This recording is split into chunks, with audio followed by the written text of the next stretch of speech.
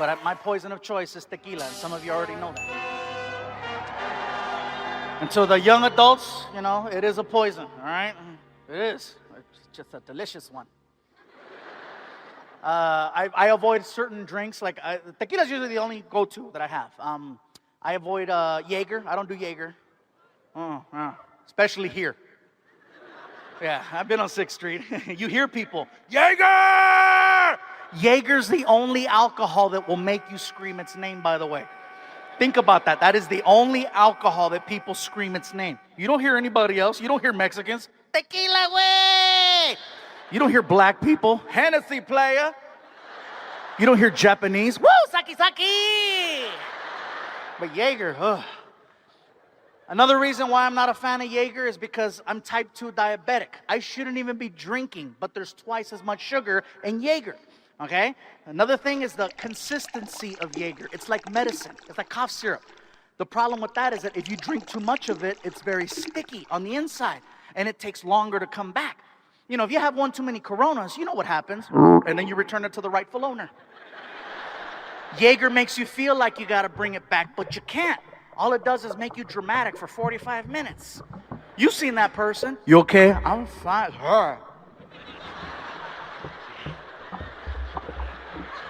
They can't throw up. All they're doing is 6-minute abs.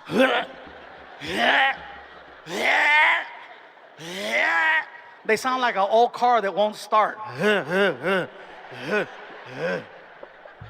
You take them by the hand, you drag them into the bathroom, lean them over a toilet, nothing. Nothing. You're trying to motivate them. You can do it. People are outside knocking on the door. Are you okay in there? I think someone's hurting a dog. Not safe. Another alcohol I refuse to mess with anymore is wine. Let me explain. I know some of you are like, Let me explain about wine. I don't like wine for a few reasons. The main reason is that I don't like the fact that it's socially accepted. And what I mean by that is that if you see a man crossing the street with a bottle of wine, immediately he's judged, but in a positive way. Because wine is always associated with something high class, something positive, an anniversary, a celebration, some type of promotion. Something good is always attached to wine. Women see a man with a bottle of wine and a couple of glasses, and immediately, someone's gonna have a nice time. Aww, lucky bitch. It's still alcohol. It will still mess you up. The main reason why I don't like wine is because you cannot accurately measure wine. You can measure real alcohol. It's called a shot. And after drinking enough times what you can handle and what you can't handle. Because people that drink a lot love to brag about their drinking abilities. 11 shots of Cuervo. Woo! Yeah!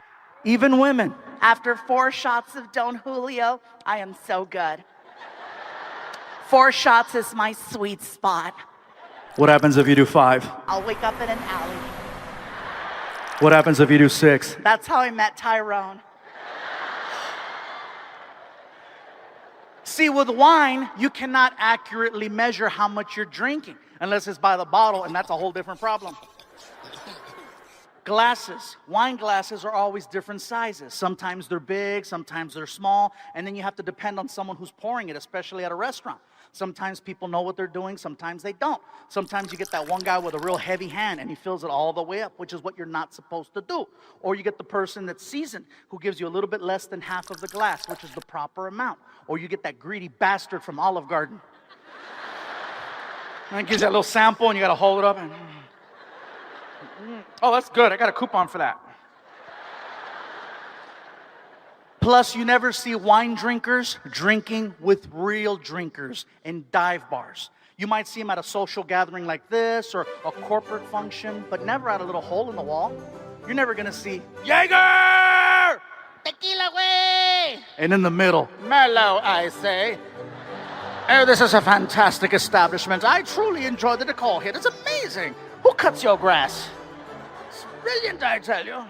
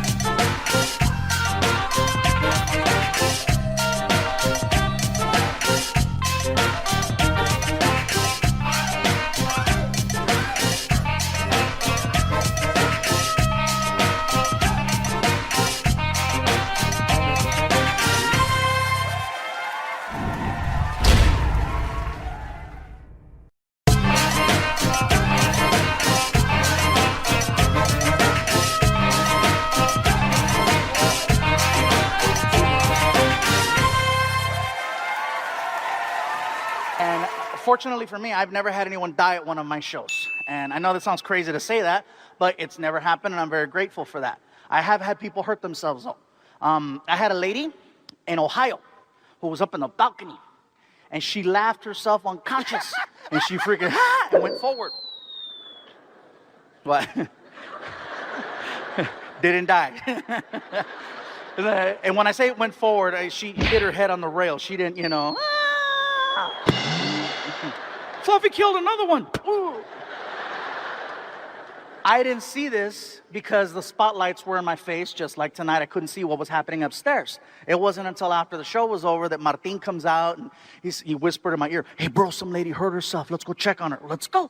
So we go behind the curtain, and there's a security car waiting for us. So we jump in the car, and they raced us around to the front of the building. As soon as we get to the front, we see an ambulance, and we're like, this is serious. So we walk in. And not to take anything away from this moment, but it's a little bit funny in the sense that my show just finished and people are now leaving the building. And they see me walking in the front door. You got to see it through my eyes,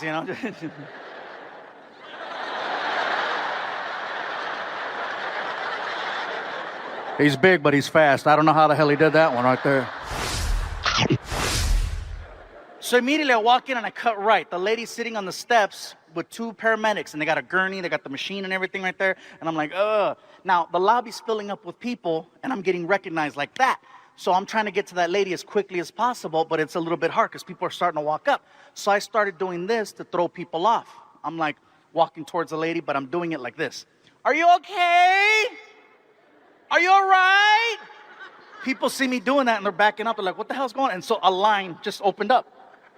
It's not until I get over to the paramedics that one of them said something. "What are you doing to the lady? What are you doing?" I go, "Listen, bro, the woman obviously sustained a head injury, and I'm slowly giving her a chance to process the fact that it's really me. And I'm slowly getting closer. I realize now that I'm in this amazing position in life where I can no longer walk up from behind someone at one of my shows and just go, hey. Because then, clear. Fluffy killed another one.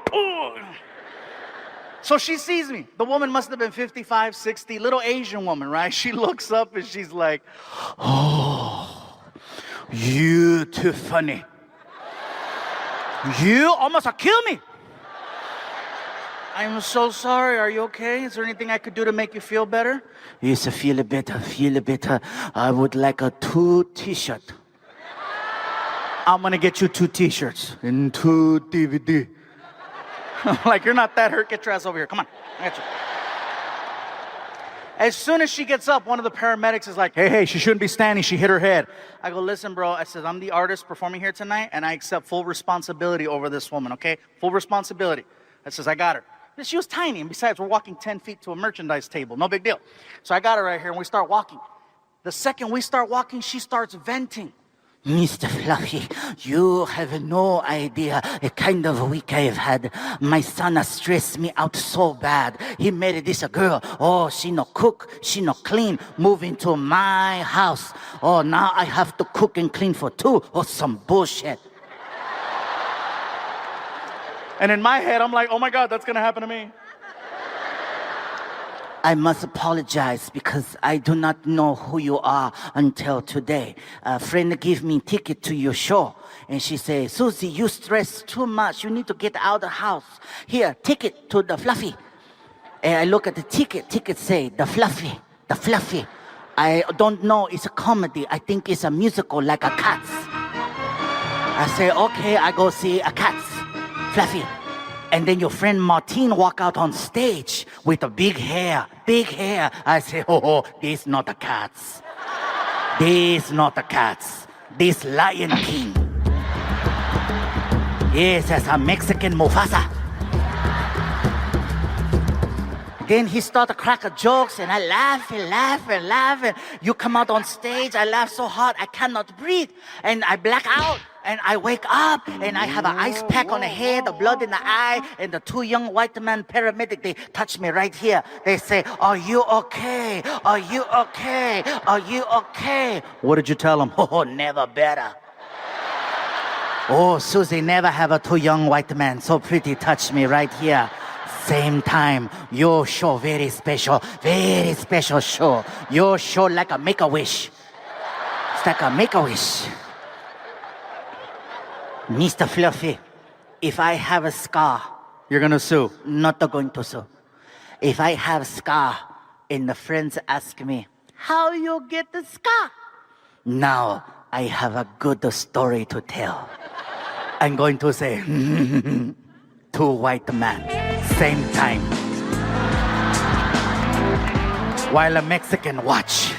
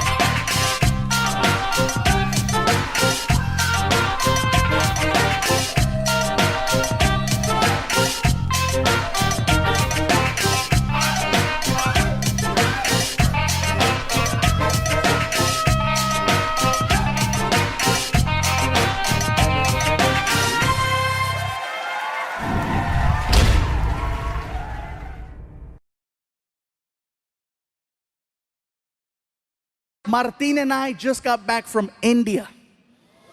Yeah. So let me tell you, I started posting on Facebook and Twitter that we were gonna go out there to do these shows. And then people started sending me messages, questioning what I was gonna do. First of all, are they gonna understand you in India? Will they understand English okay? Will they be able to follow along with your stories? Once we got there, I come to find out that more people speak English in India than in all of the US and Canada put together. Might as well throw Mexico in there for extra credit. Because there's that many people, and yes, they have the internet. They got the internet, they got Bollywood, they got Hollywood. They understand American culture so much more than we understand theirs. Second thing, people tried to warn me about going over there. Gabriel, be careful. India is a third world country. Don't drink the water in India. It contains parasites that'll make you really sick. Don't eat the food from the street people, especially the street meat. It contains a parasite that'll make you really sick. And most importantly, there's a lot of crime over there. Don't stay out late. When the sun goes down, you go down. I'm like, is it that bad? Parasites. So I'm like, let me get this straight. There's a lot of crime. Don't stay out late. Don't eat any of the food from the street vendors. And don't drink the water. Why does that sound familiar? That's Mexico.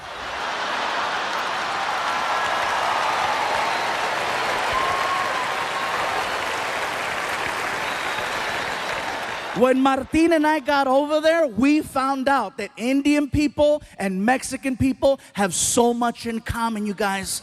I'm telling you, it's insane how similar we are, especially the food. The food is so similar. For example, Mexicans love tortillas. Indian people love naan bread, which is a fluffier form of a tortilla. Mexicans love chicken. Indians love chicken. Mexicans love hot and spicy. Indians invented hot and spicy. Most popular drink in Mexico is Fanta. Most popular drink in India is Fanta. Indian people worship cows. Mexicans love barbecues. A lot of similarities. Most of the people that I met over there were very hardworking and humble. And I gotta tell you, every time I talked to someone, I was always greeted the same way. They'd look at me, they'd put their hands together, they'd do a little bow, and they say, Namaste, which is an endearing hello. It's really nice and sweet. And then I noticed that Indian people, when you're talking to them, do this thing with their head, where it will begin to move side to side as they're speaking. Now, at first when you notice it, you think, oh, he slept wrong. He just got a kink in his neck. Get a Tempur-Pedic. Now, when they start speaking, their head starts moving. And I noticed this. The guy is checking us into the hotel, and he's really cool. He's like, listen, if you have any problems at all, okay, you call the front desk, you press 0. We will send somebody to your room to help you. Whatever you need, we got it for you right here, okay? It's very good. Now, one thing I notice is the more they talk and the more excited Indian people get, the more the head starts to move around. Somebody at the hotel yelled out to the clerk, that's Fluffy. And the guy was like, oh my God, I don't believe it. I can do it. I thought it was you. I thought it was you. Oh my God, I cannot believe it. This is so crazy. Oh my God, Fluffy, Fluffy, Fluffy. Even crazier than that is that the mouth is actually connected to the neck. When the mouth stops moving, the head stops wherever the mouth left off. And when you see Indian people talking to each other, you can see it. Okay, let me tell you something. Okay, okay, hold on. Wait, hold on, wait, okay. Like if you're Indian and you stutter, you are so screwed. Somebody stop him!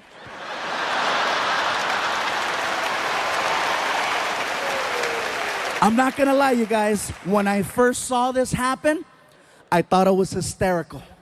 I thought it was funny. But then I started thinking about it. Head movement is just a form of expression. No matter where you live in this world, people express themselves in their own unique way, whether through facial expressions, hand gestures, body movement, extra words. Everywhere you go, things are different, and that's just how they express themselves in India. Now, back to the whole Indians-Mexican thing. That is something else that we share in common with Indian people. Head movement. Now, some of you in the building tonight are like, stupid, we don't have head movement. Yes, we do. It's a little different. See, with Indian people, the head movement is side to side. Mexicans, our head movement is front to back. The difference between that is that with Mexicans, we have to be very, very upset in order for you to see the head movement. Otherwise, you can't tell. With Indians, it's all the time. Oh, today is such a nice day. It is such a beautiful day today. I'm so happy. It's very nice, very good. Oh my God, I can't believe it's so nice. It's such a pretty. Mexicans, when we're mad, that's when it comes out. For non-Latinos, hey, trust me, you cut off a Mexican in traffic, see what happens. ¡Sácate, pendejo! ¡Lárgate, cabrón! ¡Quítate, desgraciado!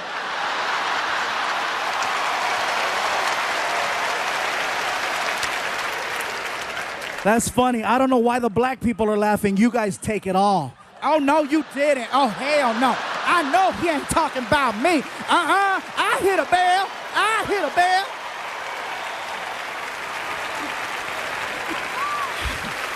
I made myself dizzy doing it.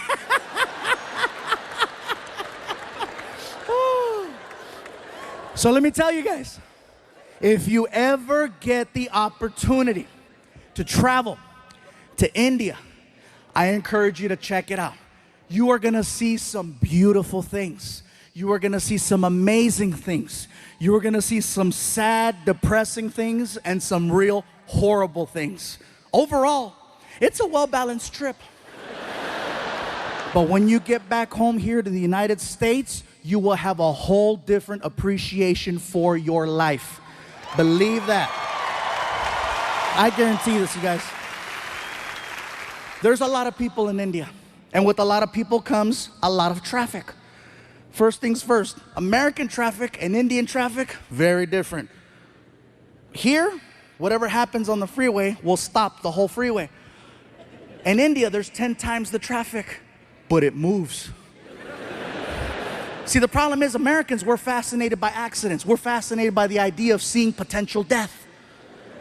That's why we slow down on the freeways. We say we don't want to see it, but what happens in traffic? You know, what's going on over there? There doesn't even have to be a collision. You could be on the 101 freeway and a car has a tire blowout and it spins. Doesn't hit anything. It's now facing oncoming traffic. You know what happens to the rest of the freeway?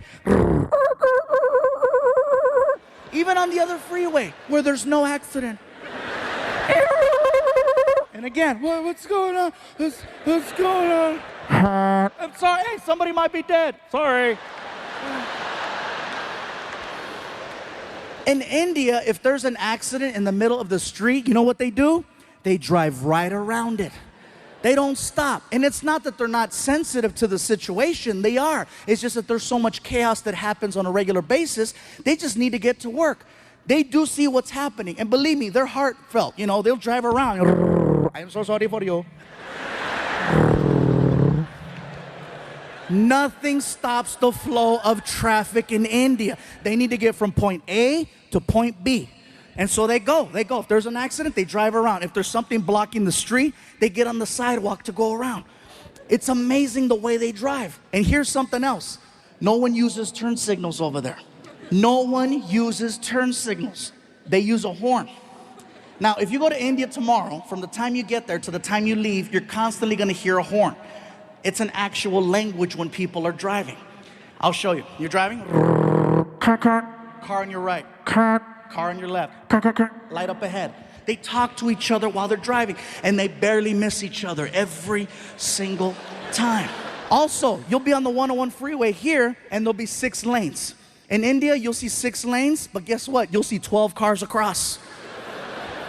Yes, they have lines, but they're basically there to let you know more or less the direction you might want to go in.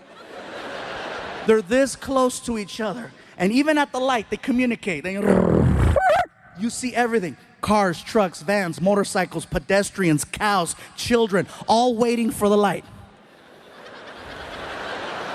And they talk at the light with the horn. Very good, you can go, you can go. Welcome, you're welcome, go, go. Nothing stops the flow of traffic over there. Indian people drive. Think of ants. You know how ants travel in a straight line? And if there's something in the way like a rock, ants will split up, go around the rock and reunite, or climb over the rock. Worst case scenario, they dig a hole and go under the rock. That's the mentality of driving in India. A man can get shot in the middle of the street. People just look at each other. Somebody pick him up. And they'll drag his ass onto the sidewalk. And if there's an accident and they need to get around, guess what's gonna happen to that guy on the sidewalk? Nothing stops the flow of traffic in India, except a cow. Now, I know we've always heard the stories and the jokes about, oh, Indian people don't eat hamburgers. I asked the question and I found out. It's believed that cows are people who have died and they've been reincarnated and their new life is now the cow, which is why they don't eat them and why they give them all the love and respect in the world over there. I saw this firsthand. There's a cow crossing the street while we're driving. And the cows know, they're cocky, they know that they can cross. Again, all the cows, and the cows out there all cocky. Gling, gling, gling, gling. No one honks at the cows. No one yells at the cows. No one touches the cows. They wait for the cows to finish crossing. The cow that we had laid down. The driver just shut off the car. Started tweeting. There is a cow in the middle of the street.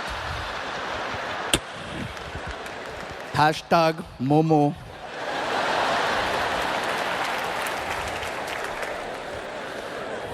I asked the driver, what's going on?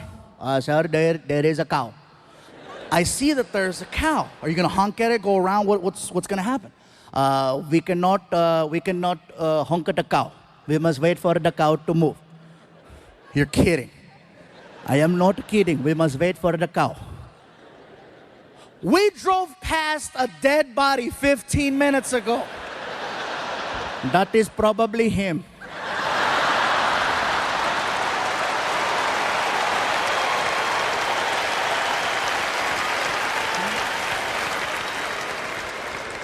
Like seriously, the driving situation over there is so intense, you guys. One morning while we're there, I needed to get to the airport fast because I overslept. And so I get in the cab and I hand the driver a $50 bill. And I go, sir, I am running very late. I need to get to the airport as soon as possible. Whatever side street you have to take or back road, I'm all for it. Whatever you have to do, let's do it. And I hand him the money and he goes, very good, let's go. And we take off. The guy is hitting anywhere from 50 to 70 miles an hour on the street. We are making incredible time. I notice that we're heading in the direction of a red light. You ever been in a car with someone and you're paying attention to what's going on and you notice that you're about to hit a red light and you know how you start to mentally and physically prepare yourself for the deceleration of the car and you start anticipating the pressure from the brake, and if you don't get the sensation of slowing down by a certain point, all alarms go off in your head and you sock the driver in the chest. Hey! Not only did I not get the sensation of slowing down, I got the opposite. He gunned it towards the light. And it caught me off guard. I couldn't even scream. I was like, and then I got air. Hey, pull over, pull over. He didn't even know what he did. He looks at me, he goes, what is wrong? What do you mean, what is wrong? Dude, didn't you see the red light? As calm as can be. Didn't you see there was no one there? You told me, whatever you have to do, okay? Whatever you have to do, you do. Do you want to yell or do you want to make plain? He made a good point. I sounded like a third grader. I want to make plain. Like seriously, that's a video game I want to see. I want to see Grand Theft Auto India. It was so crazy, you guys. And this is just us being there. I haven't even gotten to the part of us performing. We were in Mumbai, Bangalore, and Delhi. Okay, these three places is where we went to perform. Mumbai and Bangalore, the shows went over very, very well. Okay, there were about 1,500 to 2,000 people, which is amazing for a few going over there. I was like excited, yes. And then we get to Delhi. And when we got to Delhi, you guys, it got a little crazy. Martin walks out on stage and the crowd recognized him. And they started chanting, Martin! Anytime I hear that, I'm like, they know him, it's gonna be a good show. So Martin starts cracking jokes. The crowd starts laughing. He's cracking more jokes. The crowd keeps laughing. All of a sudden, I hear this.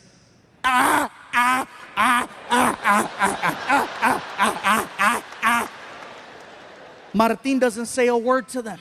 He gets off stage, next comedian comes out, and then Martin comes over to me and he says, bro, I don't know what's going on, man. I don't know what's going on out there. There's these three guys in the front row. They're laughing like Klingons from Star Trek. I'm not gonna address them. I'm gonna save them for you. I was like, oh, thank you. So then Martin goes back out there on stage and he introduces me. Ladies and gentlemen, Gabriel Iglesias. And then I run out on stage and the crowd started chanting, Fluffy, Fluffy. And I was like, whoa, what's up, Delhi? And I start cracking jokes, start getting laughs, start cracking more jokes, start getting more laughs. And then it happened.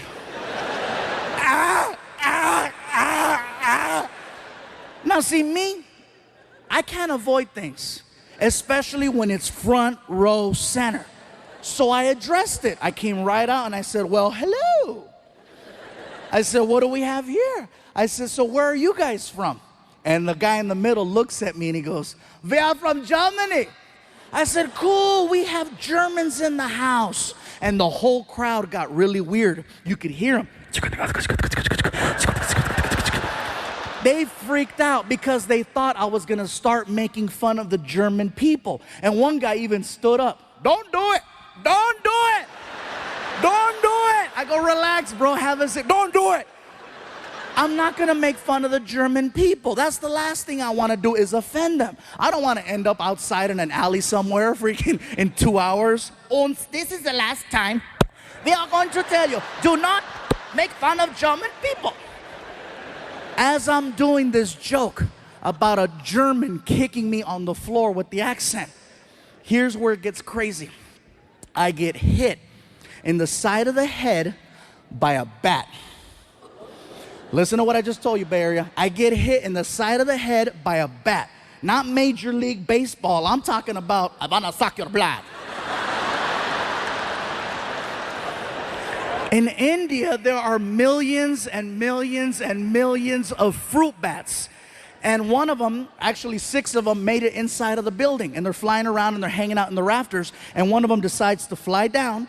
And basically, when I was doing the kicks, I stepped into the line of flight of the bat. And he caught me right here. I'm like, what the hell? And I look up and you see it and you can hear it. The Indian people saw that and they freaked out. They were yelling, they did it. They did it. We told you, don't do it. We told you, don't do it. They're evil. They're evil. I'm like, dude, I don't care how evil you think the Germans are. They don't have control over bats. It wasn't like the guy got offended and said, oh, really? Uns release the bat. So now the crowd is weird. These guys are laughing. Ah, ah, ah, ah. And there's freaking bats flying around the theater. First 2 minutes of my show. I gotta do an hour. And now I've already lost the crowd. They're freaking out. These guys are laughing weird. I'm nervous. It's my first time there. I don't know how to get out of this. So I literally walked over to the other side of the stage and I started just performing for this side of the room. Trying to redirect the focus right here. And I'm so nervous, I'm stuttering. I don't even have a segue. I'm like, you know, it's crazy in America. Everybody in America likes drinking, you know, it's real crazy. Like for example, Mexicans, most Mexicans, we like drinking tequila. Most black people like Hennessy. Most white people like Jaeger. Here in India, you guys like Fanta. And when I said Fanta, the crowd went crazy because it was such a local reference. They freaked out. They were like screaming, oh my God, he knows, he knows. They started singing, Fanta, Fanta, don't you want na Fanta, Fanta, don't you want na Fanta, Fanta. The roar was so big, it allowed me to restart my show. So I started cracking new jokes and more jokes and these jokes and those jokes. 5 minutes go by. 5 minutes go by. All of a sudden, the Germans got offended at the fact that I left them out of my drinking joke. The one in the middle stands up and he approaches the stage. Now this stage has got to be about 5 feet tall. The guy's head was about this high. He was like 6'4". He looks at me and he starts pointing and he's yelling, hey, fat man! Fat man! What about us, huh? What about the Germans? What do we drink? I was like, dude, that was like 5 minutes ago. We were giving you a chance. What do we drink? I'm like, first of all, sir, I apologize. I'm really nervous right now. I had no idea there was gonna be Germans here tonight. Yeah, felt like Poland. I don't care if you laugh or not. That's a smart-ass joke. That's a smart-ass joke. It's not my fault some of you pendejos failed history. You better Google that and find out why it's so damn funny. So, all the older white people, God damn it, yeah. So anyway, so I'm standing there and I go, listen, sir, you need to have a seat, okay? The people are getting nervous. You need to have a seat so I can finish the show. And the guy, he refuses. He says, I will not sit down, fat man, until you tell us what we drink. I go, listen, I don't know what you guys drink. And the Indians are being so cute. They're trying to help me. They're yelling, hey, they like Fanta too. And the guy was like, we don't like Fanta. I'm like, dude. I go, sir, please have a seat. I will not have a seat until you tell us what we drink. Tell us, fat man. I go, listen, sir, you need to sit down and you need to stop calling me fat man. Now it's starting to bother me. This is like the 6th time he does it. And I didn't just lose 100 pounds to now get called fat man. So I go, sir, if you don't have a seat, we're gonna have a problem, especially if you call me fat man again. And he freaking did it. What are you gonna do, fat man? What do we drink? Even Martin, who's behind the curtain, knew. He knows when I'm at that point where I've crossed over. I can hear him in the back. Don't do it. Too late, Fluffy's pissed. So I said, you want to know what you drink? Tell me. Don't ask me where this came from. I got right in his face and I said, blood of Jews.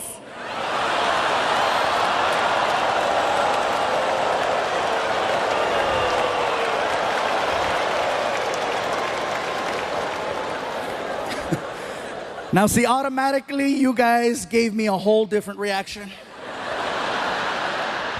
In Delhi, that was probably the most shocking thing ever said on that stage. So shocking that 2,000 people at the exact same time got so quiet, you guys, so quiet. You could hear everyone's ass just.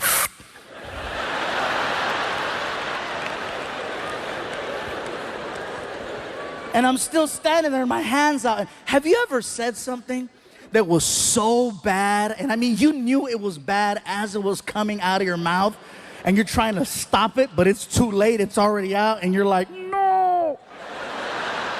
And it's too late. Blood of Jews is all over his face, right? I'm standing there, my hands out, I'm looking at him, he's looking at me, and I'm like, ah! He says, that's a good one, yeah, that's a good one. Oh my God, thank you, thank you. It doesn't end there. I'm telling you guys, this is so crazy. So next morning, Martin and I are flying back home to Los Angeles from Delhi. We're taking an airline called British Airways. We go from Delhi to London, England, and we have a connecting flight over there. Once we get to England, they canceled our connect for whatever reason. And so we got rebooked on another airline called Lufthansa. It's a German airline. Now, this is why I believe in karma. Seriously, Martin's like, really? Blood of Jews? I'm like, I know. I felt like they phoned ahead. Ons, take care of Fluffy. So I put down my credit card. I made sure that Martin and I got upgraded to at least their business class because it's like a long flight. And so we're in there, we're on the plane, and the plane takes off. About 20 minutes into the flight, we're just sitting there, we're laughing. And the flight attendant, she starts coming down the aisle with a little cart. Okay, she's coming down the aisle and she sees me and she goes, hello, sir. Do you have a preferred drink of choice today? Martin looks at me, taps me in the chest, and he goes, hey, tell her. Tell her, bro. Come on, ask for it. If anybody has it. Dude, shut up. And then she looks at Martin. Sir, do you have a preferred drink of choice? And Martin's like, yeah, you guys got blood of... She's like, Bloody Mary? Yes, yes, Bloody Mary. Freaking Machete's gonna get me banned from flying. So we make it back home. I'm trying to tell the story to my girlfriend and my son. And my girl, she's barely laughing. She's like, like she's jaded. She doesn't laugh at my jokes anymore. My son Frankie, on the other hand, he is dying. Ah! And I'm like, really? He's 16 years old. I go, really, Frankie? You thought that was funny? He goes, yeah, it's funny. I go, what was so funny about my story? He goes, those people you're talking about. I go, who, the Indians? He goes, no, the other ones. I go, the Germans. He goes, yeah, it's funny. I go, what's so funny about the Germans? The way that they speak. I go, what's so funny about the way that they speak? He goes, they sound like the three little pigs from the movie Shrek. I had to go on YouTube and freaking find it, and sure enough, all three little pigs. Und ja, hello Shrek. Ah. I was just waiting for one of them to go, fat man.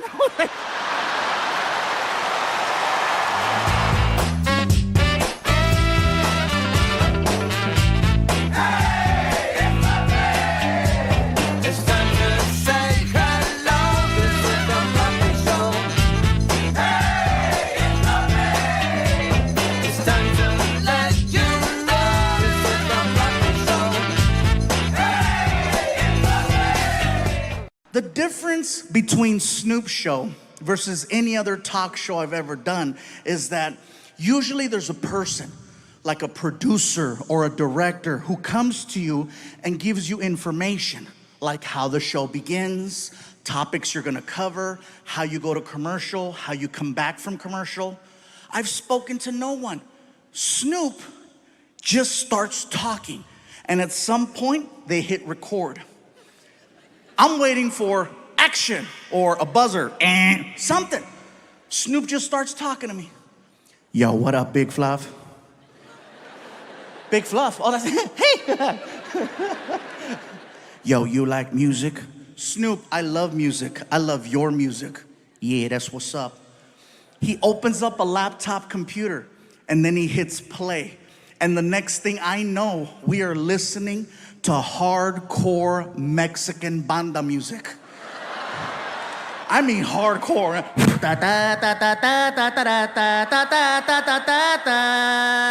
And you can hear gunshots in the song. ta ta ta ta dun, ta ta ta ta dun, ta ta ta ta ta ta, and then a cow. And the whole time Snoop is like, I love it when he go moo. What?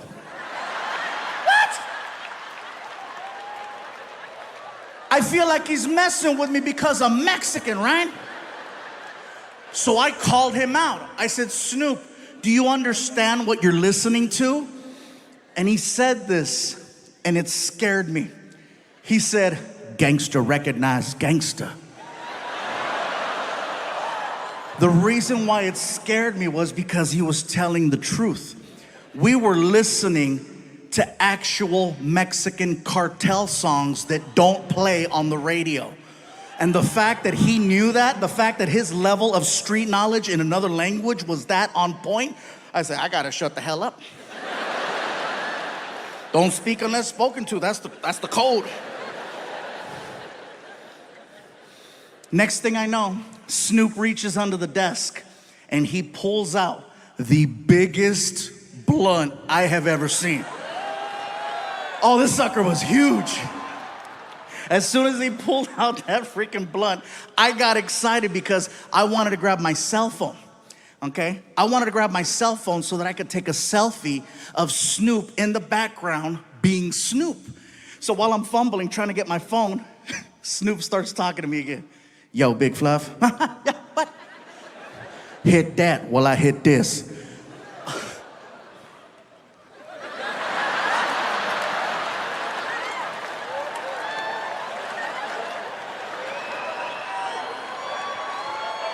The second I went like that, all of the cameras in the room, red light, red light, red light, red light, red light. My publicist is like, no!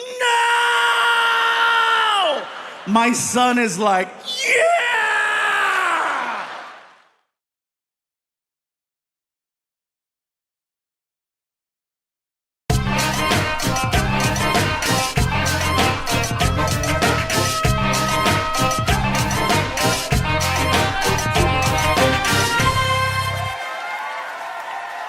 Now, all jokes aside,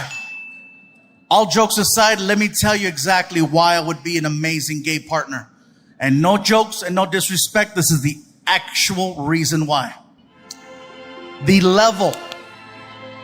level of communication between two men is so high, I might actually get an answer.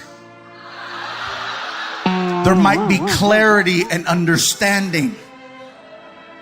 Bye, guys. I might hear a yes. I might hear a no. There might be resolution.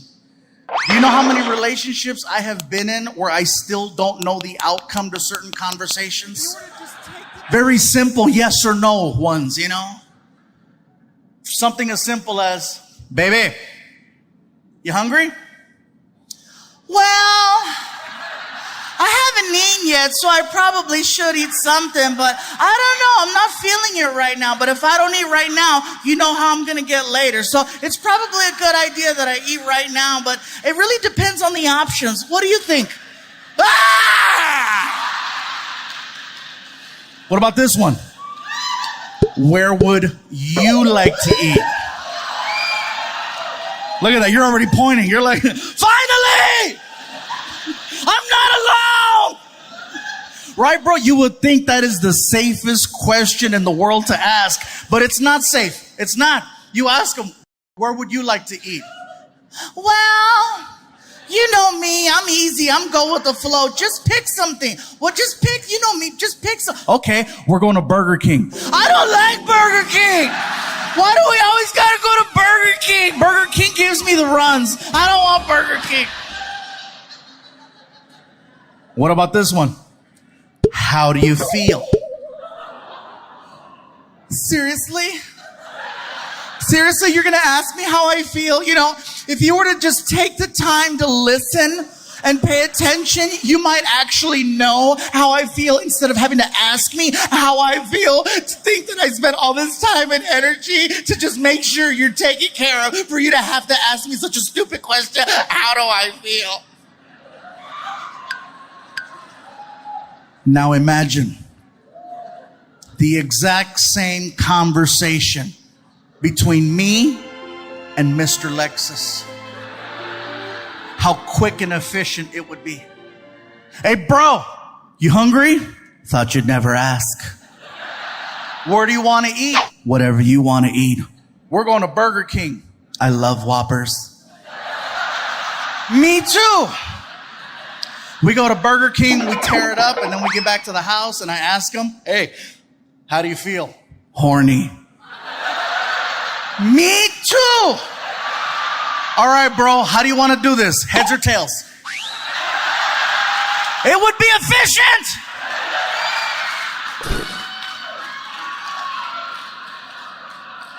It's hypothetical. It's hypothetical. I got you, bro. Did I go too far with the Lexus? Did I have you up until then? He's like, oh, hell no, let's go. Come on. I've heard about enough of this shit. God damn it.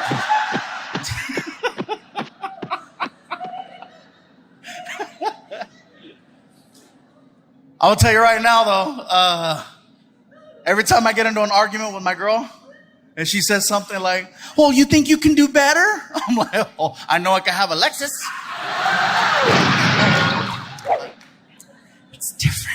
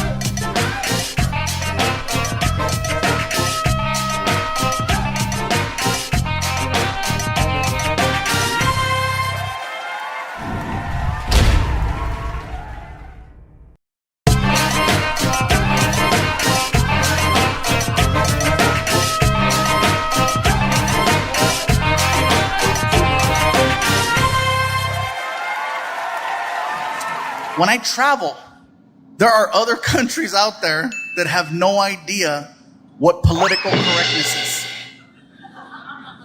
I'll tell you which place it is. Australia. They don't care. It's nowhere near the top of their list. I've never been in a country where people speak more freely. And when I mean freely, I mean, I know we say we have freedom of speech, but if you feel a certain way and you think it, you might edit. You might go, you know, I shouldn't say that. It might hurt their feeling. It might come across wrong. I might have to deal with an issue later. So you're always editing in your head, but the thoughts are always there. And, and then you speak. In Australia, that filter's not there. They will speak their mind so freely. And you have to know this before you go to Australia, because I didn't know that. I went to the beach. Oh, I had people walking up to me. Hey, look it. Somebody help me get him back in the water. You're going to be all right there, mate. We got you. We got you right there. Look at him. He's crying. He's crying. I bet it tastes like gravy. Look at it right there. Yeah. If you know that's how it's going to be, no problem. It'll be fun. But if you don't know, you're like, oh my God. And it's not bullying if everyone does it. It is an even playing field over there. It's pretty crazy. I'll tell you, I got drunk in Australia. I have a lot of stories like that. I've been drunk in Minnesota too. I would be afraid though to, you know, getting drunk, like let's say for example, in California, if you get drunk and you're stumbling out of a bar and you fall into bushes, right? What happened to Ron? Where's Ron? I guess he must have caught an Uber. And the next morning, Ron wakes up in the bushes. He's like, oh man, I'm still here. You can't do that here in the winter. Oh, hell no, right? You come out, I don't feel, you fall in the snow, and they don't find you till that shit thaws out. Next summer, there he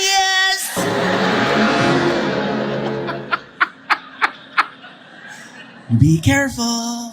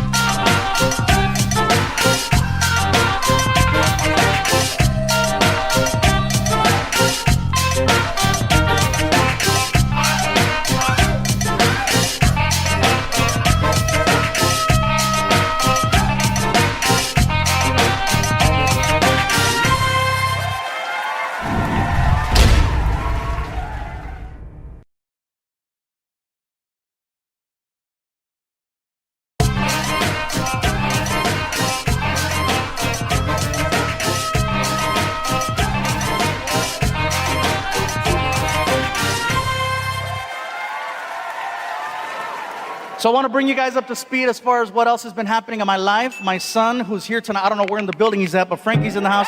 He is officially, he just turned 19, and he's now a high school graduate. And he's not leaving the house. If not for Pokemon Go, he'd never see the sun. It's a little bit frustrating, but I'm very proud of him. The fact that he finished high school. I asked him too. I said, so what's the plan now? Okay. Little frustrating because the problem is he has something I didn't have when I was 19. He has opportunities. He has chances. He has people offering him the things. And I'm just like, really? And he's not taking advantage of it. And it's really bothering me. So the day after his graduation, I took him and his mom out to dinner. I took him to Red Lobster in Cerritos. Now, me personally, I love Red Lobster. And not even for the seafood. I'm talking about the biscuits. Oh, man. Red Lobster biscuits. The meal maxes out after the biscuits, okay? So we're sitting there, and we're having a conversation about what he's going to do with his life. And we're trying to be cool. We're like, listen, Frankie, have you this, schooling, travel abroad, whatever. As we're having the conversation, the manager from Red Lobster recognizes me, and he walks over to the table. And he's being really cool. He's like, hey, I'm sitting there, hey. Without missing a beat. Is this the infamous Frankie you talk about? And I'm like, yes, it is. I go, he just graduated from high school. Congratulations. And he's looking for a job. Like I was kidding, but I kind of wasn't. This is what I mean about opportunities. The manager reaches into his pocket and he pulls out a business card and he puts it down in front of my son and he starts to tell him, listen, Frankie, this is all you need to do. Just go online and fill out the application. Once it's registered, call me personally and I'll make sure that you get an interview. The only position we have available right now is for a host, but there's plenty of room for opportunity here at Red Lobster. Besides, you have one hell of a reference here. Have a good day. And then he walked away and I was like, oh my God. I'm gonna get free biscuits.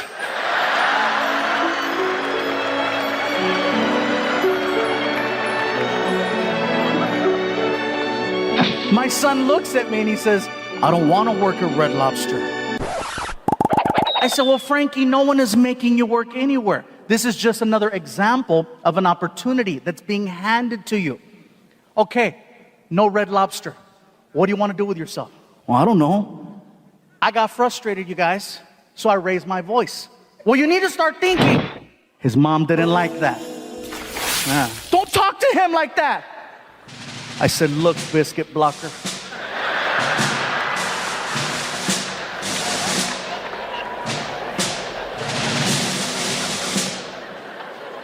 See, the problem is we're both trying to handle this situation differently. That's his mom. She's trying to protect him. She's trying to protect him from the world. I'm trying to prepare him for the world. I'm like, Frankie, if you can't handle me raising my voice for 2 seconds, you're not ready to go outside. So I says, you know what? I says, I can't have this conversation with him right now because she's going to interfere. So I says, I'll just wait and I'll have this conversation later. But I can't just make it a talk. I have to just sneak it in. Otherwise, they'll tune me out like those kids did 5 minutes ago. So I figured, you know what? I'll take him to the movies. I'll take him to the movies. We'll have a little talk in the car. We'll have a little talk when we get to the theater. We'll have a little talk on the way home. I take him to this movie theater in Pasadena. It's a really cool theater where you can pay to sit in recliners. It's real nice. So I take him there, a little present, hook him up with some stuff, and we have a nice little chit chat. And then we leave. We're leaving about 1 o'clock in the morning. We caught the last showing of this movie.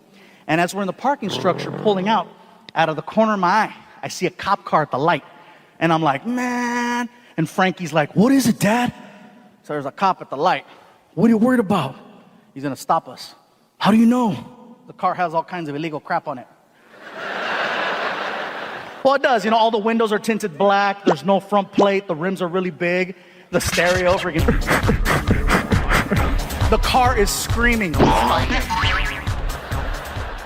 So I make the left turn. Sure enough, Frankie starts freaking out. It's happening! I pull over. You know. Cop pulls up from behind me. Right away, gets on the mic. Driver, windows down. Oh, here we go.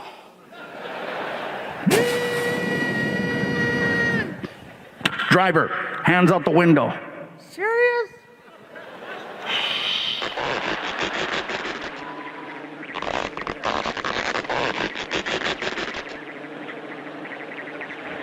Both of them.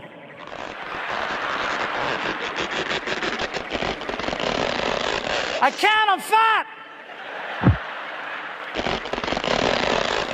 He starts walking towards the car, and he's doing the whole cop walk, you know. And as soon as he gets by the window, he pulls out the flashlight, and he shines the light right in my face. And so I'm blinded, right? I'm just, License, yeah. Here. So I give him the license, and he starts giving me the speech, you know. Do you understand why I stopped you? I said, no, officer, I don't, but I'm sure you're about to tell me. You don't have a front plate on your car. You have a rear plate, but you don't have a front plate. Officer, you're absolutely right. I do not have a front plate on my car. Why don't you have a front plate? Because I run red lights and that's how you catch me?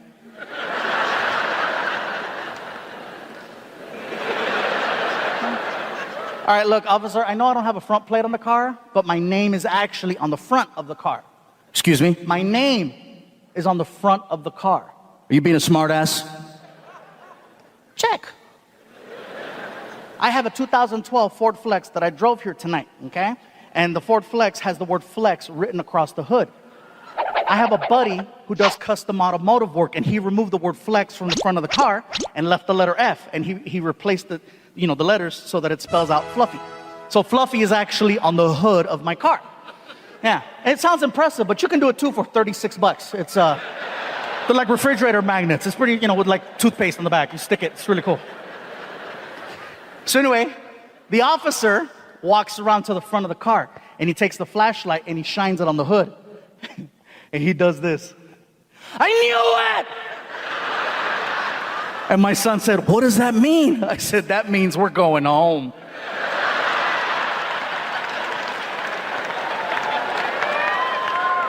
For the first time in a long time, my son was actually impressed by something that I did. You guys got to figure, he grew up in this environment. He's been to a million shows. He's seen me on TV. He's numb to it. It's no big deal to him. But the fact that I got stopped by a cop, the cop recognized me and let me go, I got street cred with my kid. My son was like, that's the coolest gangster shit I've ever seen. And I was like, oh, I didn't know what to say. I was like, yay, yay.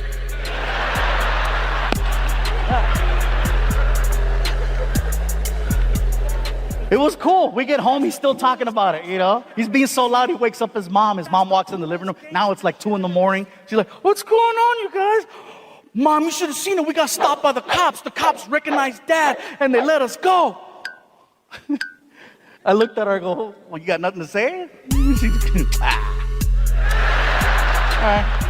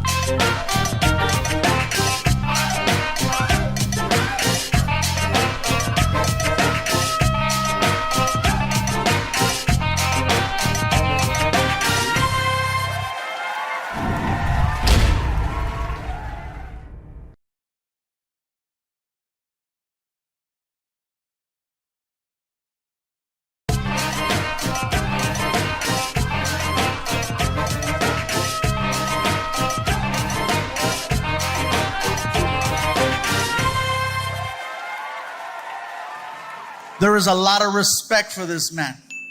That being said, let me share a story with you. About 1.5 years ago, maybe longer, we're on the bus and we're heading down the highway. Just so you have an understanding of the layout of the bus, let's just say this is the front. Here's Dave, the driver, empty seat next to him. A sliding door that goes in between Dave and the rest of the bus. My buddy Alfred and I are sitting in the living room area watching TV. We're watching the news. And on the news, we're watching this person who is running for some type of office. No particular office. And I guess their big plan is to erect a structure between 2 bodies of land. No particular land. And I guess they want one side of the structure to be responsible for the financing. And Alfred and I, we have a lot of family in construction. And we know a bad job when we see one. So we started to voice our opinion about how we felt about this structure out loud. We were being a little too loud. Dave could hear us. And then we hear Dave.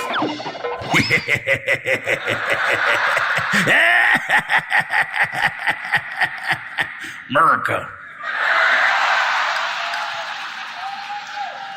I yell out to Dave. I go, be quiet, Dave. You don't understand. This isn't about you. Dave taps a button on the dashboard that activates the sliding door. And when the door is about that far from closing, he yells out, I'm building a wall.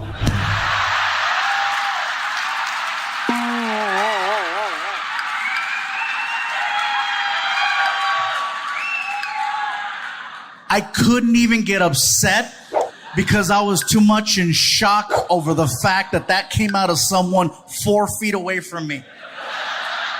Alfred and I look like chickens. We're like, all of a sudden, my cell phone goes off. I pull out my phone and I see that it's a text message from Dave. And I said, that's right. He better say just kidding. He better say I'm sorry. I open up the text message and it says, and you're paying for it.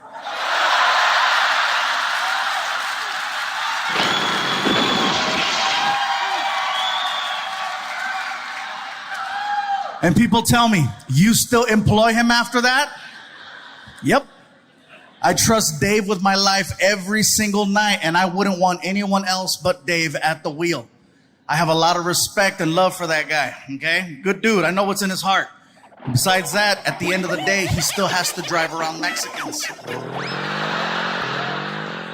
The point of the story is, just because you have a difference in opinion, it doesn't mean that you can't have respect for one another. It doesn't mean you can't have friendships with one another. It is our differences that make us special.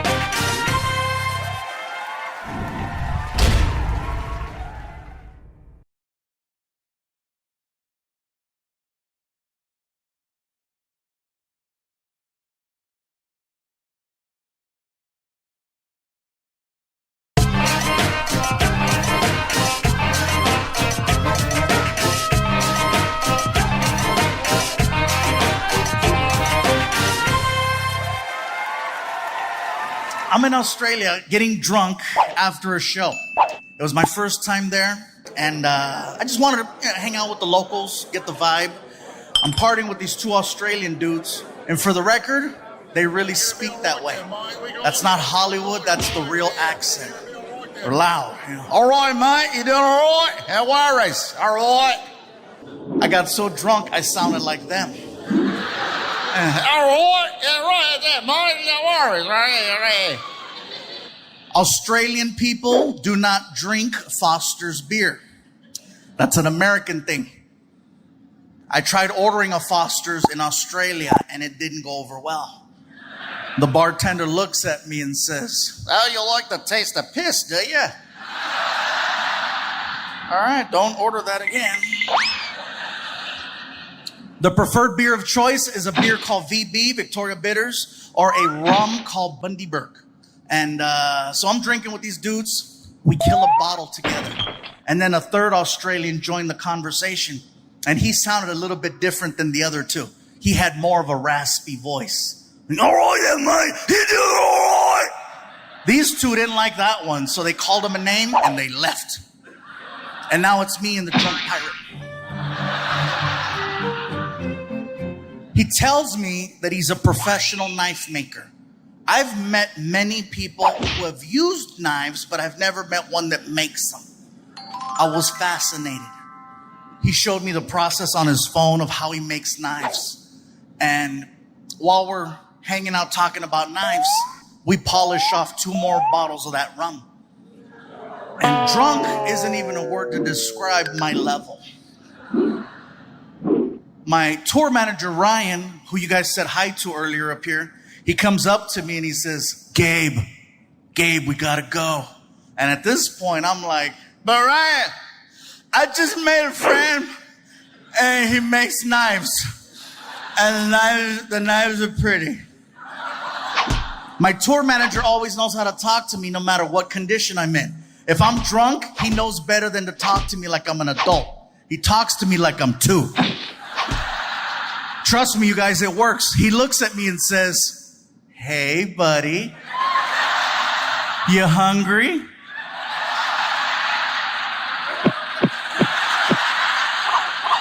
Well, listen, if we don't leave right now, they're going to close McDonald's and you're going to have to eat at the airport. I gotta go. "Oh, man, you gotta go, no worries." And he goes to shake my hand. And when he shook my hand, he put his personal pocket knife that he made in my hand as a gift. "Thanks for being nice, mate." And I was like, Thank you. I'm gonna cut cheeseburgers with this. And so we get to McDonald's, and the manager was a big fan of mine. And he said, hey, stay as long as you like. And he shouldn't have said that. The plan was do the show, go have some drinks, go get a bite to eat, go back to the hotel, freshen up, and then go to the airport. We stayed too long, and now we don't have time to go, freshen up. So we got to go straight to the airport. We're on time, but we're still, not in airport condition. Ryan is trying to push me through the airport, and you saw Ryan, and you see what's in front of you. It's not easy for him to, and I'm drunk, so he's pushing. He's got one hand on each shoulder, and he's pushing me through the airport. I look like a big-ass load at Costco. And he gets me all the way to airport security. And fortunately, in Australia, airport security, you don't have to take off your shoes. And I didn't worry about a belt because I don't wear belts. I don't because I have a butt. So I'm good. So he lines me up with airport security. And he's like, I gotta let you go. Don't let me go. I gotta let you go. Don't let me go. And he pushed me. And now I'm going forward. And he yells out, you're a plane. And the 2-year-old came out, I'm a plane. And now this fluffy 747 is headed right for the metal detector. And I can see the officer on the other side like,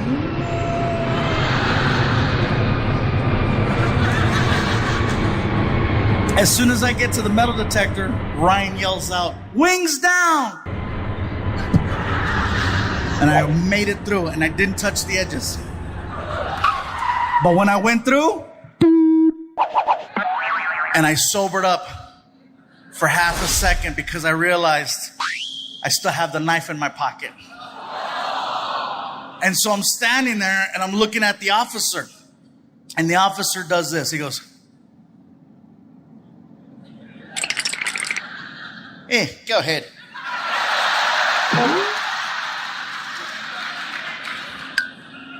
Now, see, sober me would have internally celebrated the fact that I am not going to prison for sneaking a knife past airport security and boarding a flight. Drunk me was offended. Oh, you can ask Alfred, he was right behind me. I looked at the security officer and I said, hey, how do you know? How do you know I'm not a terrorist? And I could hear Alfred, fuck!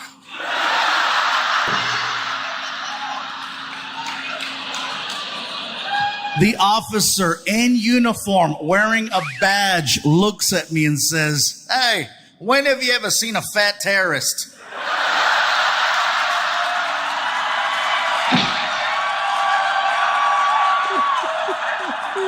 Hey, look at him, he's crying.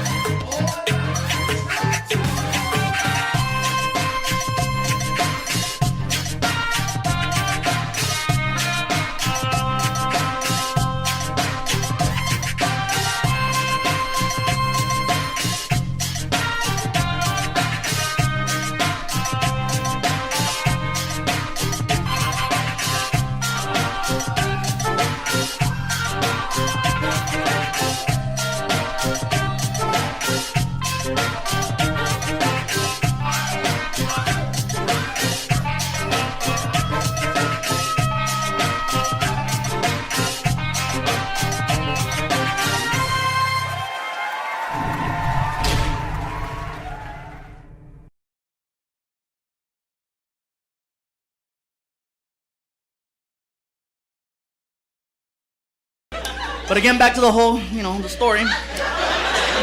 Is that the Hawaiian shirts, you guys, I wear them because I live here in Los Angeles, and you guys know about the whole color thing. You wear the wrong color, they might confuse you for being in a gang. Like if you wear all blue, people say, it's a crip! If you wore red, it's a blood.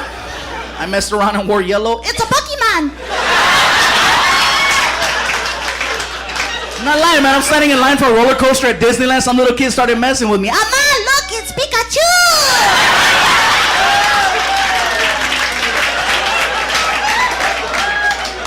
It's a Pikachu. It's a big Pokemon. What did you say? What?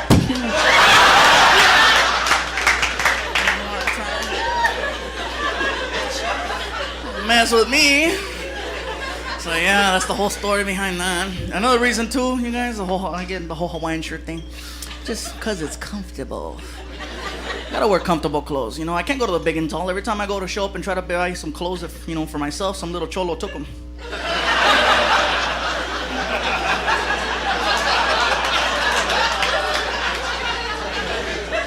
You know what I'm talking about? The one guy that buys the giant pants that fit me really good. And he's gotta put folds and creases in them. I saw this guy who had so many folds and creases in his pants that when he stood sideways, his khakis looked like mini blinds.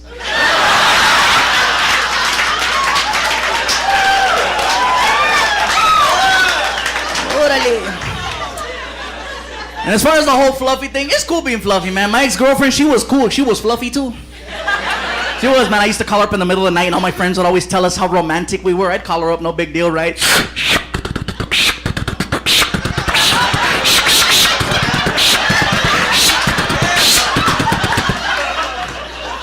Old school, huh?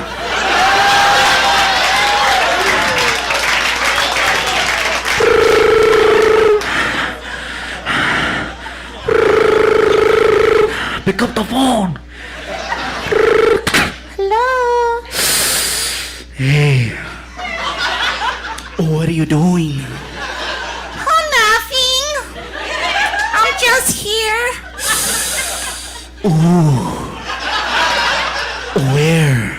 In the kitchen. Oh, really? Oh, what are you doing in the kitchen? Oh, nothing. I'm just baking. Oh, really? Ooh, what are you baking? Oh, nothing. Just a chocolate cake. Oh, really?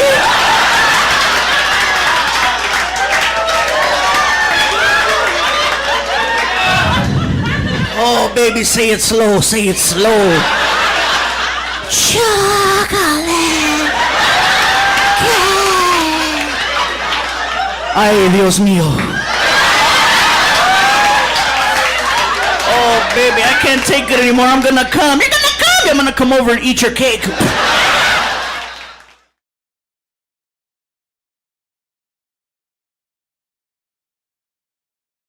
And it's funny because, you know, for me to relate to my son, it's a little challenging, you guys. And it's not that I can't relate to a teenager, because I can. I can relate to almost any age. You know, I got people that brought kids here tonight. The problem is that my son doesn't see me as an entertainer. He sees me as the guy that tells him to take a shower, put on deodorant, you know, stop picking your nose. That's me. His friends, on the other hand, I'm like a god to his friends. Every time I drop off Frankie at school now, I pull up, you know, the kids see my car. They freak out and they run over to it and they put their hands on it like it's a shrine. They touch the car like freaking, Selena está aquí, you know? Some of you got that. Gracias. Anyway. Then the kids start shaking my car side to side, chanting, Fluffy, Fluffy, Fluffy. And Frankie's in the front seat, pissed. He's pissed. He's like, this is bull. I'm like, hey, dude, don't get mad at me because I'm more popular than you at your school. Little hater. He gets out of the car all mad. They're still chanting, Fluffy, Fluffy. The thing is that our worlds are very different. His world revolves around Grand Theft Auto, the video game, YouTube, and girls. He's really good at 2 of those. The other one, not so much. And it's not that I'm trying to be a hater about it. It's just that I tell Frankie, listen, you need to start having more conversations. You need to become more talkative and interact like this. See, he'd rather text than talk. That's his whole thing. I'm like, dude, you gotta learn, start to talk to me. I wish you would talk to me more. You could learn a lot about talking by talking to me. I'm just saying, I only do it professionally. But no, he'd rather text. It's at the point now where if I'm in the house and I yell, Frankie, did you take out the trash? Nothing. All of a sudden, cling. I take out my phone, no. But if I say, I got money for you, freaking Houdini, right? Oh, hello. Because you can't text cash. That's my big thing right now. I just want him to take out the trash. He's 16 years old now. He should have been doing this since he was 10, but better late than never. And what he does is he'll sit in the living room and he tunes out the rest of the house. He sits there and he'll put on these headphones that I got him for Christmas a couple of years ago. These Beats with the freaking studio button, and it cuts out all of the sound. They are so strong that when he starts watching his YouTube videos, he can't hear himself laugh. And for me, that is the funniest thing in the world. I'm in the other room and I can hear him. This is what I hear.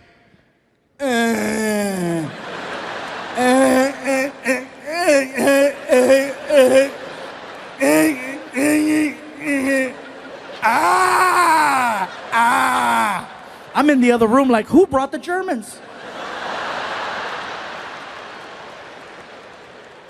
And so I walk out into the living room and I see Frankie and he's laughing at his phone and I gotta flag him down. I go, hey. And he'll take him off. What's up, Dad? I go, Frankie, can you do me a favor? Can you please take out the trash? Okay. And then he puts them back on. What? Now? I go, yes. Now? When you ask me for a ride, it's because you need a ride when you ask for it, right? Not later. Then he says, where are we going? Just take out the trash. And then he does it. He takes out the trash, but he acts like he's doing me the biggest favor in the world. And he stares me down and he doesn't break eye contact. He's like,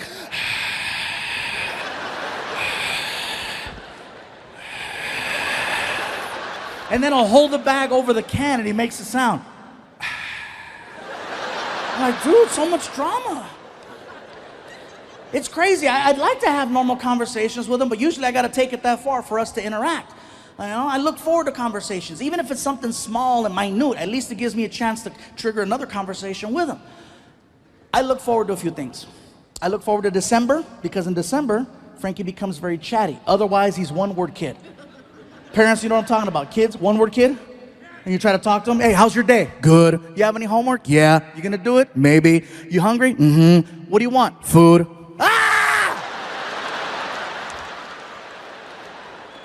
Usually that's what I get. But December rolls around and guess what December is? December is when he becomes very chatty because he has an agenda. All of a sudden he goes from one-word kid to very like, hey, how's your week, Dad? You doing good? Yeah, how are the shows going? You doing all right? Do you need anything? You need anything? I'm like, I needed this in July, just saying. And I know it's fake, but at least, once again, it allows me to put my real conversation on top of his fake one. And if that's what it takes, then that's what it takes. Please welcome Gabriel Iglesias. Oh my God, this is so cool. This is so exciting. Finally, this is like a childhood dream come true right here, you guys. I'm on the Arsenio Hall show. Hell yeah. And I'm 100 pounds lighter. Thank you. And everybody in the front is like, well, how big were you? Yeah, no kidding, man. And for me, this is so exciting because, like, I'm backstage talking to Marlon, and we're watching the clips, and for the first time, I get to actually promote a film. Like, a year ago, I got to do a movie called Magic Mike, and I couldn't really promote it because, well, not for kids anyway. Hey, kids, go tell your parents to take you to see, Está sucio, cochino. Yeah, so I couldn't do that. And then, a few months later, I went from an R-rated film about male strippers to a Disney film called Planes. And to do a Disney film, you guys, is amazing because you cannot work for a bigger company than Disney. You work for Disney? No, seriously. You work for Disney? Woo! It's like a relationship because before I worked for Disney, no one wanted to work with me. All of a sudden you get a hold of a good one and everyone is calling. Nickelodeon was calling, Fox Sports and Cartoon Network. And Disney makes you feel very comfortable. They let you know right away. Gabriel. You have nothing to worry about. Disney is going to take really good care of you. Really good care of you. And then Nickelodeon called and said, We'll do things Disney won't.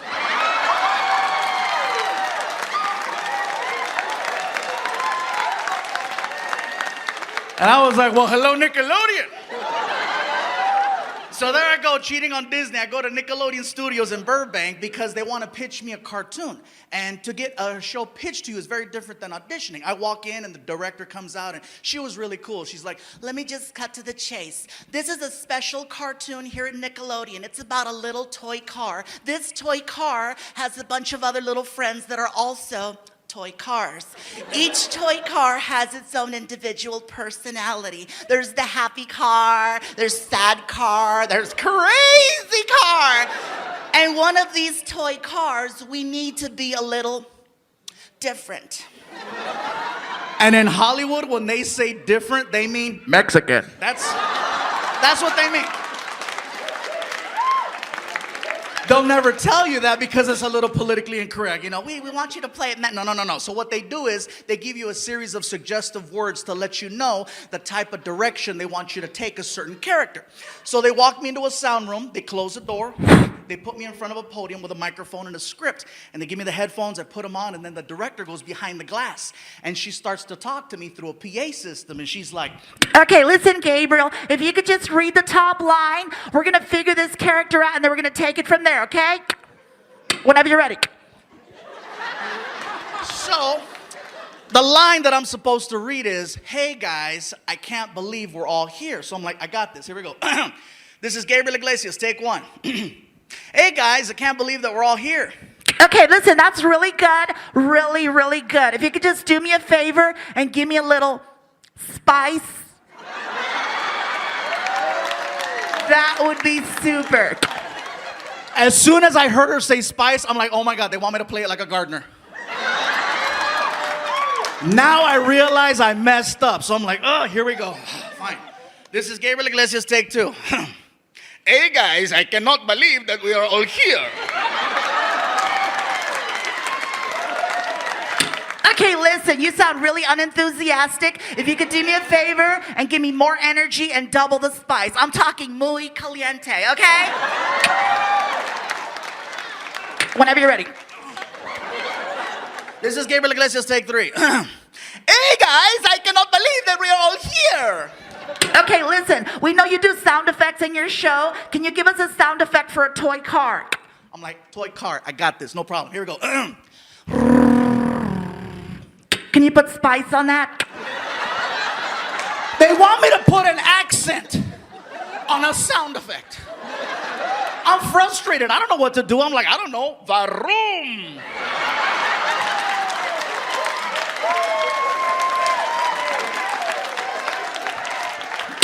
Can you give us anything else? I am so frustrated. I'm so annoyed. I'm so ready to walk. I just grab the microphone and I do this.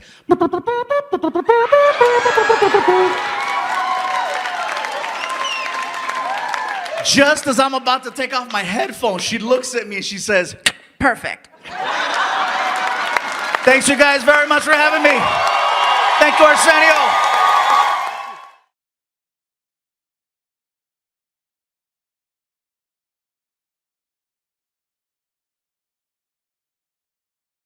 My name is Gabriel Iglesias. I know all of you are wondering, Gabriel, are you related to Enrique? Well, for all the ladies here tonight, you better believe it. And Gabriel's with us this morning. Good morning. I love the shirt. That's What's up? How are you? So Hawaiian shirt, you know, Steve Dahl's been doing this for years. He's a local radio personality, but is this your trademark here? Oh, absolutely. The whole Hawaiian shirt thing, it's like, it's been a thing, for me for a long time, ever since I've gotten into comedy. Hawaiian shirts symbolize the whole happy time, Oh, It's yeah. funny because people ask me all the time if I'm Hawaiian. I'm like, no. And they're like, well, why do you wear Hawaiian shirts? I'm like, because they fit. When you're fluffy, you don't have options. You got to go with the flow, you know what I mean? It's funny, too, because I found out why they ask me if I'm Hawaiian. I come to find out that Hawaiian people apparently look like swollen Mexicans. Like, I went to Hawaii, I got off the plane, they're like, I look around, they look at me, I look at them. I'm like, oh my God, my family. They look at me, aloha brother, aloha malo malo. I'm like, yeah, orale. Stop it. Oh man. Where'd you grow up? I grew up in Long Beach, California. By the water, it's cool. Yeah. So do you like this weather when you come here to Chicago? Actually, it's pretty nice right now. You know, it's like I got here and Yeah. people are freaking out because I'm wearing shorts. You can't see that because it's under the table, but yeah, I'm wearing shorts. Keeping it real. Yeah.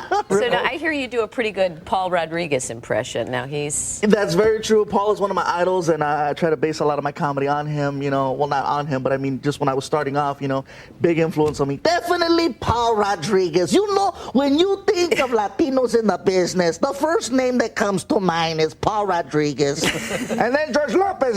Hey. Paul definitely one of the big guys. He actually brought me up on stage one time. He goes, "This next guy coming to the stage, you know, about a year and a half ago, he was losing the battle to anorexia. And as you can clearly see, he beat it." Always making fun of me because I'm fluffy. Whatever. But Fluffy. that's the politically correct term, fluffy. For those of you that don't know, don't remember, there's 5 levels of fatness. There's big, there's healthy, there's husky, there's fluffy, and there's damn. And I'm fluffy. So it's cool. You're one step away. Oh, I'm in the middle. I'm like, Hercules. You know, I'm kind of wiggling with it. You're performing a couple shows up there in Vernon Hills. Absolutely, yeah, doing the whole New Year's thing and stuff. And it's cool. A lot of people are asking how they can find out about it. I have my own website, which is kind of funny. It's fluffyguy.com. Really? It's actually the name of the site. Make sure you type the word guy after fluffy. Don't just type fluffy, because if you go to fluffy, that's not me. No. I don't want you to go, he's so nasty, because you forgot guy. And so now you're looking at the wrong Pikachu. Right. We're going to be looking at a lot of interesting sites coming up. Well, we put your info on the screen. Zanies in St. Charles. Right? Yeah, Pheasant Rock. And New Year's Eve, you have 2 shows in Vernon Hills. Hey, thanks for being with us. Thank you so much. You want to hang out a little bit? We're going to have some. We have our love expert coming up. Oh, He's hey, always what's interesting. Yeah. Stick around. And by the way, you guys, since the last time we were here, I've had a few things change in my life. Some things happened that were so crazy that I couldn't even believe that it was a possibility. First thing that happened was I had my first ever celebrity death hoax, meaning that someone faked my death on the internet and it went viral. Someone wrote an amazing article that was read by over 30 million people that was so good. Even I was like, oh my God, I was so nice. TMZ reported it for 30 minutes until they called my publicist and confirmed that I was still alive. The article said that I had died October 31st from complications of type 2 diabetes. And in my head, I'm thinking to myself, that's a hell of a day to kill a diabetic. You know what I mean? That's like killing Santa on Christmas Eve. 30 million people read this article. No one thought to call me. Except Martin. That's right. Martin was the only one that called me. And I think that was just to verify that he still had employment.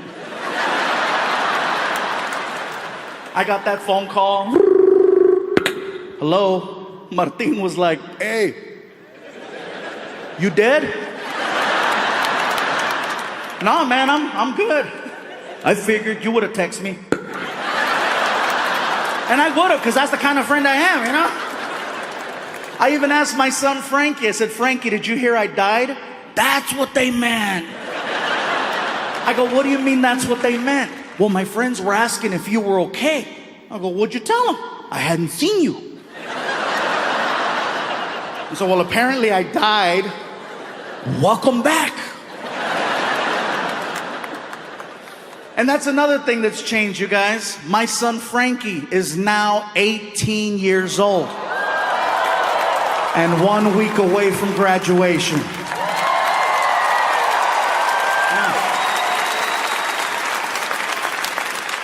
You guys are clapping, but he's not leaving. I've already asked him, I said, Frankie, what do you want to do with your life? Have you thought about college? Just now.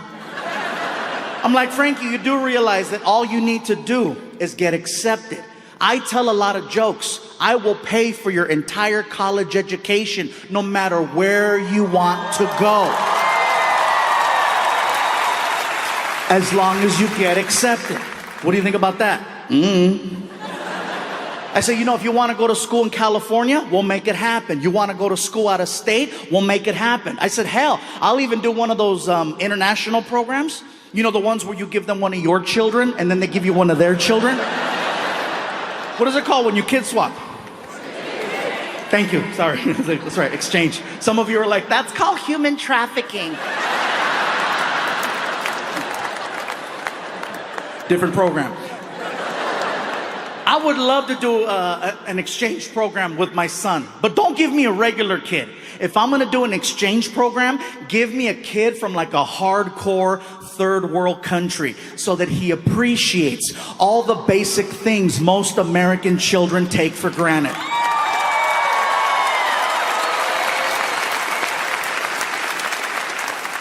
That's why I say, give me little Tombutu.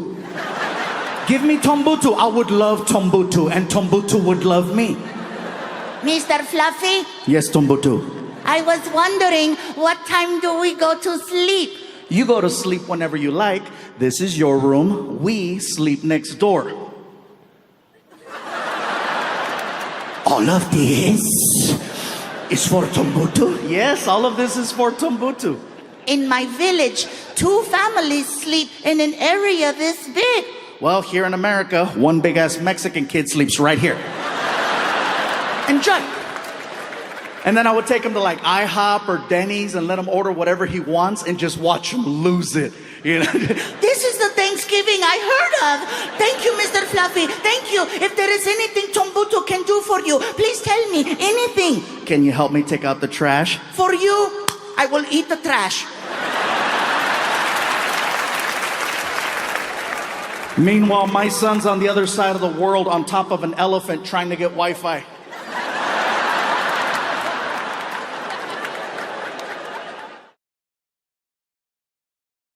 And by the way, I know I keep pointing at people in the front right here. If you're here tonight with someone you have no business being here with, and you see a camera coming by, just be like, hey, Victory! They're very respectful. They'll go to the next person. Don't even worry about that. Before I forget, you guys, I would like to thank the Allstate Arena for providing some amazing accommodations backstage. Let me tell you right now, I love my dressing room for the simple fact that it has basic things that I really like light switches. A lot of these arenas are now starting to go green, and so they're taking away the light switches and they're replacing them with sensors. Sensors are cool when they work. You know what I mean? Like when you're 10 feet away and it senses you and the whole room just... What I don't like is that when they're messed up, then you have to walk into a dark-ass room and establish your presence.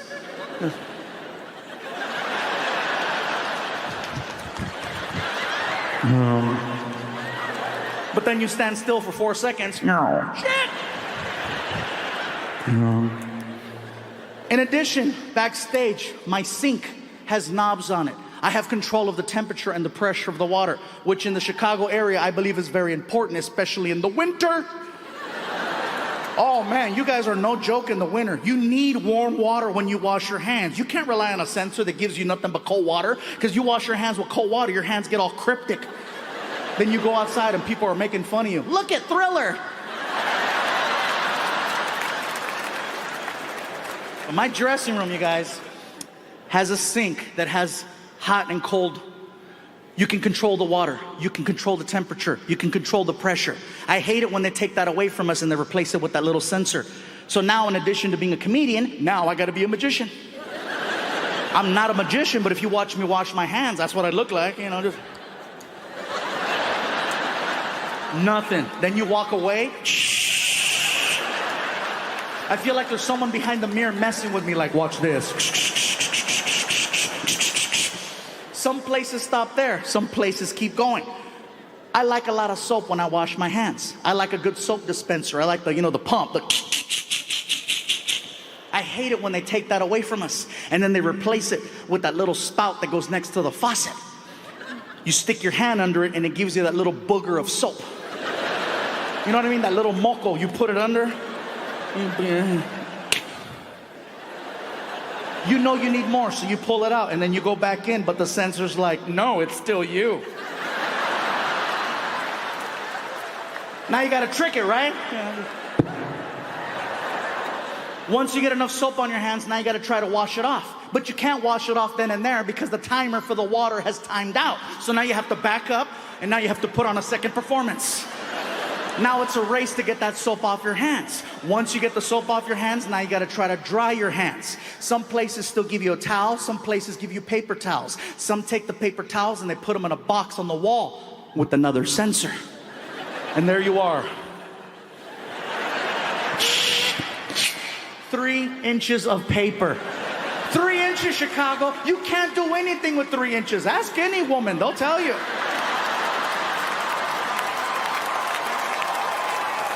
Or a guy, I'm equal opportunity.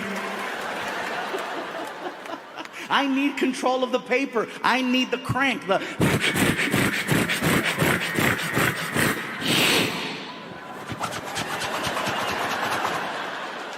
Some places stop there, some places keep going. Have you ever walked into the bathroom stall, closed the door, locked it, turned around, looked at the toilet, and seen a blinking red light on the wall? And you're like, really? Here too? All you're trying to do is get the tissue paper off the wall for the toilet seat. You take one step.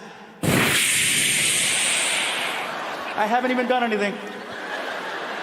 You grab the paper.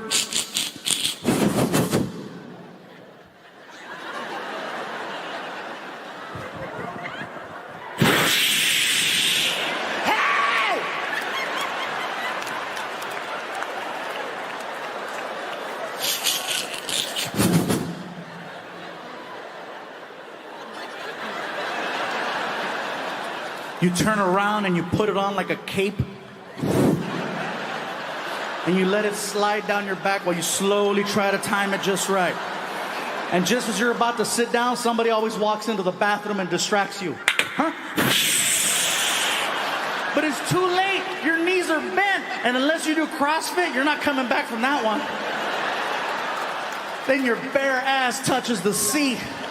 And you're like, ah! And just when you think it can't get any worse, and all this water splashing up, hitting you right in the ass.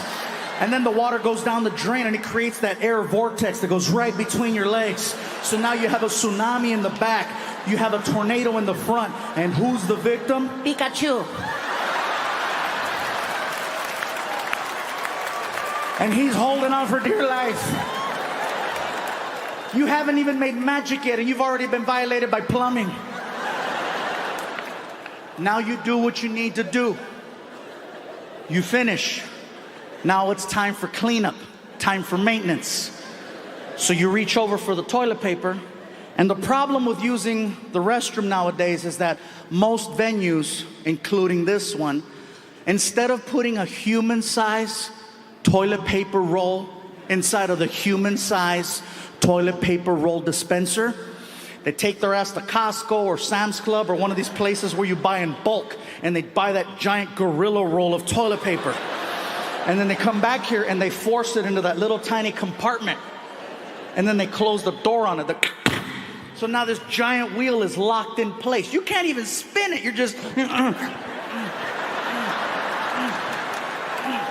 You can't even find where it starts because they glue it. Out of desperation, you gotta pull out your car keys and cut into the side of it like a bag of cocaine on Narcos. Then you get the paper, you try to wipe.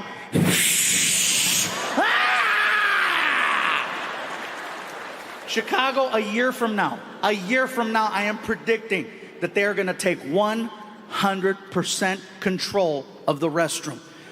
You're gonna be sitting there and you're gonna think of me because you're gonna see it.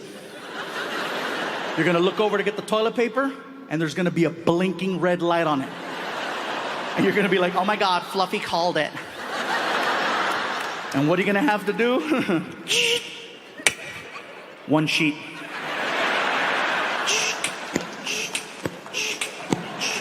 You're gonna get frustrated and just sit on it. Just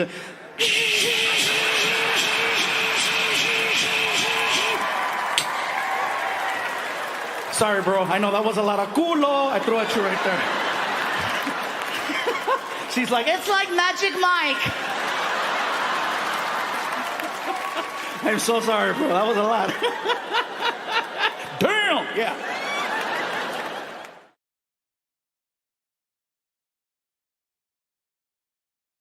The fact that I got to meet Snoop was awesome. He looked for me. But every now and then I go out and I wanna meet people. I wanna see cool things. And for example, comedy.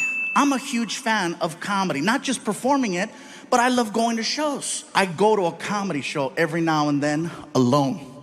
Now, I don't know if that sounds weird to you guys, but for me to do anything nowadays by myself, it's my crew, all the people that work for me, they freak out when I go places because they're always concerned for my safety. You know, what if someone tries to kidnap you? Well, they're gonna earn it.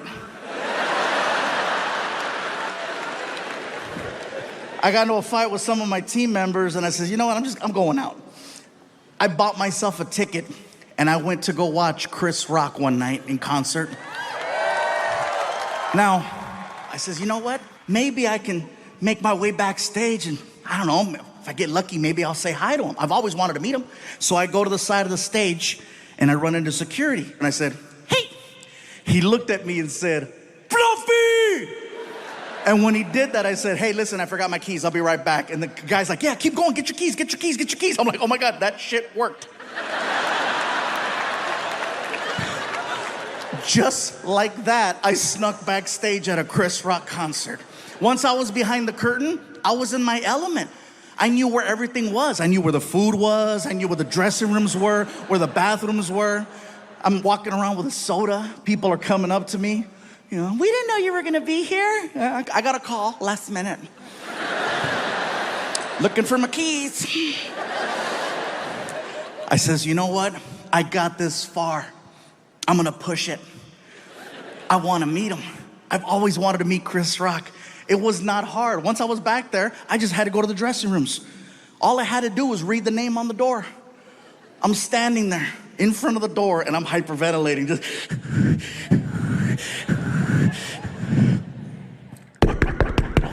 The door opens up and there's this man in there, this bodyguard who's just massive. I'm a big guy, but damn, dude was huge. As soon as he opened the door, just.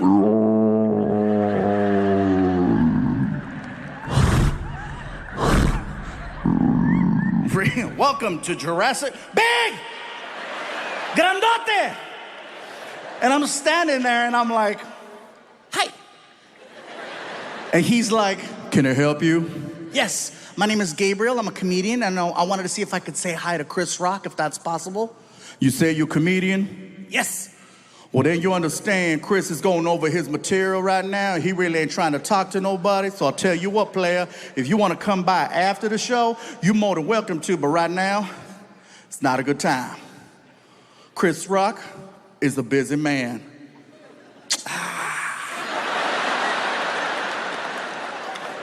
Can I wave?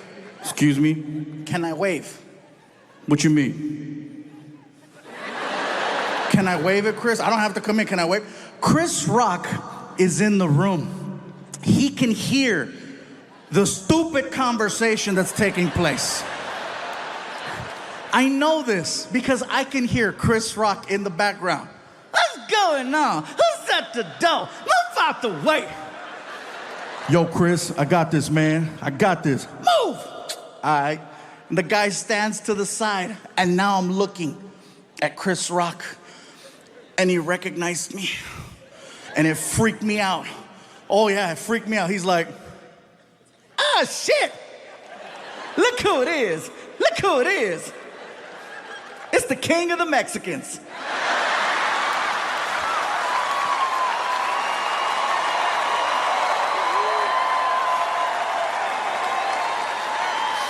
Chris Rock called me the king of the Mexicans. For the rest of the show, everyone referred to me as El Chapo.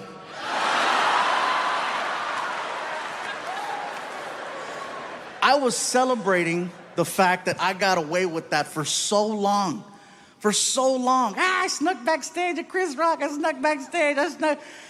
Until karma showed up one day in the form of the most extreme fan I have ever had in 20 years of me being a comedian.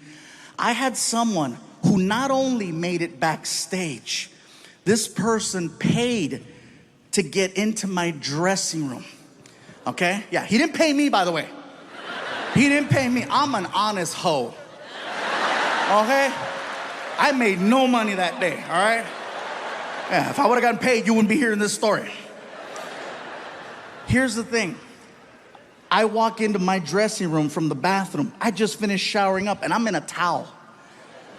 I walk into the room, come to find out later that this man was a very wealthy businessman in the community, okay? And when I walked into the room, he's wearing a very, very nice suit. So when I saw the suit, I didn't give it a second thought because he looked professional. I thought maybe he was the general manager of the building, one of the concert promoters. He could have been someone's agent. So when I walked in the room, my towel, like, can I help you? He looks at me, and it was the most uncomfortable conversation I have ever had. He looks at me and says, listen.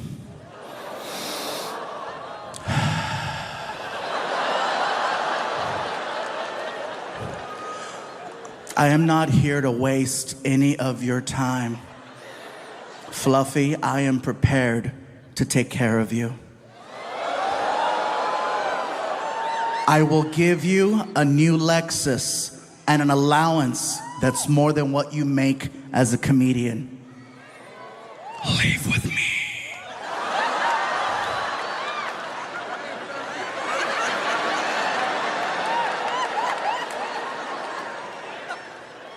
I was never more disgusted and offended at the fact that I was not gay. Because finally, somebody wants to take care of me. Do you know how many people I take care of? No one's ever offered me a Lexus, and they should. I felt horrible saying no to this guy. I still think about it. I still have the number. Houston, I'm gonna tell you something, and I don't know how this is gonna go over, but I'm gonna say it. I would be an amazing gay partner. I would, all the way up until that one part, but even then. Have you ever driven a Lexus? Those are nice. Sometimes you gotta take one for your own team. I'm just saying.